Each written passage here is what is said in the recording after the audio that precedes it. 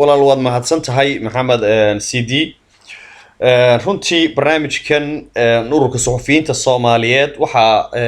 aanu ka aasaasnay dalkani Jarmalka sanadii hore 2012 bishii Abriil 4teedii ayaanu shir ku qabsanay magaalada Schweinfurt ee dalka Jarmalka gaar ahaan gobolka Bayern-München waxaanu ahay koox suxufiyiin oo Soomaaliya sidoo kale waxaana wehelinayay kulankayaga koobaad journalist ama suxufiyiin ka soo jeeda dalalka jaarka ah ee Eritrea iyo waliba dalka Ethiopia waxa iyaguna xusid mudan inay joogeen laba suxufiyo ka socday dalka Iran dood dheer iyo falanqayn kadib waxa ururka suxufiyiintii Soomaalida oo markaa tiradoodu ahayd 3 suxufi ay isla qaateen sidii loo abuuri lahaa dalad midaysan ururka suxufiyiinta Soomaaliyeed ee dalkani Jarmalka eray bixintii oo muddo aanu ka doodaynay oo isla eegnayna waxaanu u qaadanay inay noqoto si joog marka la soo gaabiyo faahfaahinteeduna ay noqonayso Somali Exile Journalists Organization in Germany amaba ururka suxufiyiinta barakacayaasha Soomaaliyeed ee dalkani Jarmalka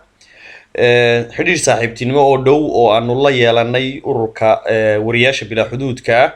Reporters Without Borders ka qaybta dalkani Jarmalka oo loo yaqaan iyagana Reporters Ohne Grenzen baa naga saaciday sidii aanu talaabooyinkan maanta aanu taaganahay u gaari lahayn amaba guulaha ururka suxufiyiinta Soomaaliyeed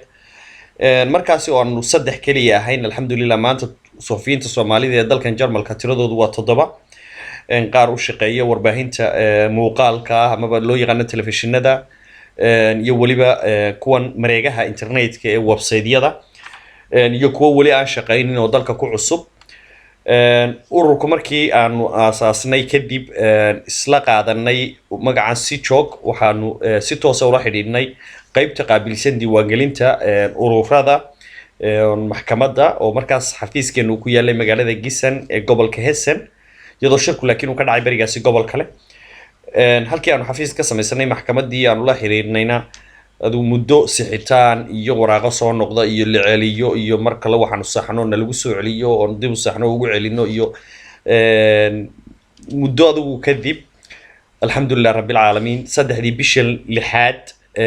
ayay officially maxkamadda uga soo baxday waraaqdii aqoonsiga ururku taas waxa ka sii dambaysa waraaq la geynay finance amtiga ama qaybta maaliyadda oo iyadana loo baahan yahay inay soo xaqiijiyaan dhaqaalaha ururkan galaya iyo inta uu ku shaqeyn karayo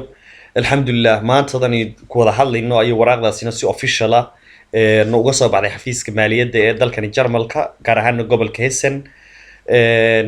maanta laga bilaabo ururka suxufiyiinta Soomaaliyeed waa urur si rasmi ah uga mid ah ururada suxufiyiinta adduunka ee ka dhisan dalkani Jarmalka ama guud ahaan qaaradan Yurub waana tallaabo Ilaahay loogu mahadnaqo waad mahadsantahay Maxamed waa guul soo hoyatay suxufiyiinta Soomaaliyeed ee dalkani Jarmalka jooga iyo waliba kuwa imanaya maxaa yeelay annagu muddo ka hor markii aanu halkan nimay jirin cidna gacan qabata ama nagu soo dhaweysa oo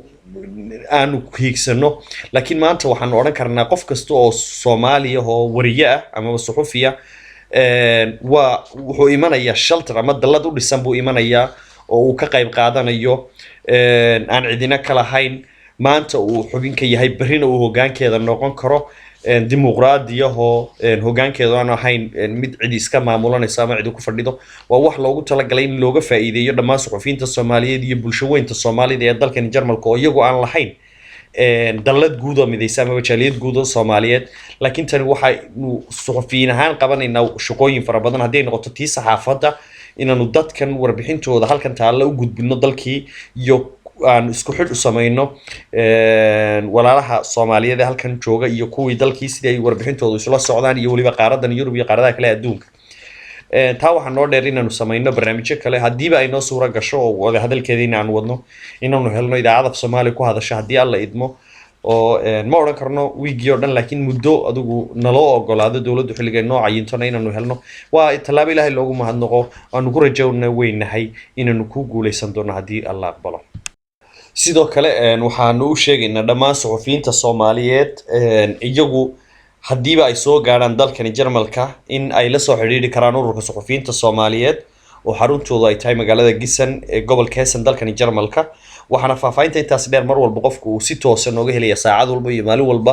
emailada iyo telefoonada ku qoran warbixinteennan